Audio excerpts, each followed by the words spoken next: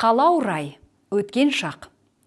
Желательное наклонение в прошедшем времени глагола. Желательное наклонение выражает желание говорящего.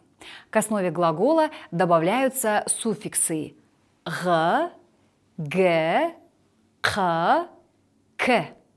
Суффиксы «қ», «к» добавляются после глухих согласных, а суффиксы «г», «г» в остальных случаях. После суффиксов желательного наклонения добавляются притяжательные окончания. Затем следует вспомогательный глагол «келю» в нужном времени или наклонении. Местоимения могут опускаться, так как притяжательные окончания уже указывают лицо. Примеры на прошедшее время. Келді в утвердительной форме. Келмеді в отрицательной форме. Менің кеше киноға барғым келген. Вчера я хотел пойти в кино. Менің сізге алғыс айтқым келді. Я хотел поблагодарить вас.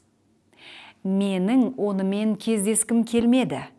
Я не хотел с ним встречаться. Менің таңертең кофе ішкім келмеді. Мне утром не хотелось пить кофе. Сенің не сатып алғың келді? Что ты хотел купить? Сенің кеше дүкенге барғың келді ме? Ты хотел пойти в магазин вчера? Сенің неге сабаққа барғың келмеді? Почему ты не хотел идти в школу?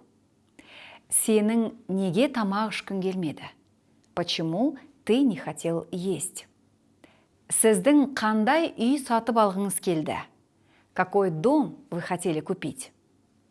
Сіздің неге демалғыңыз келмеді? Почему вы не хотели отдохнуть? Оның досына көмектескісі келді. Он хотел помочь своему другу. Оның неге сөйлескісі келмеді? Почему он не хотел говорить? Экрандағы кестеге назар аударыңыздар және есте сақтаңыздар.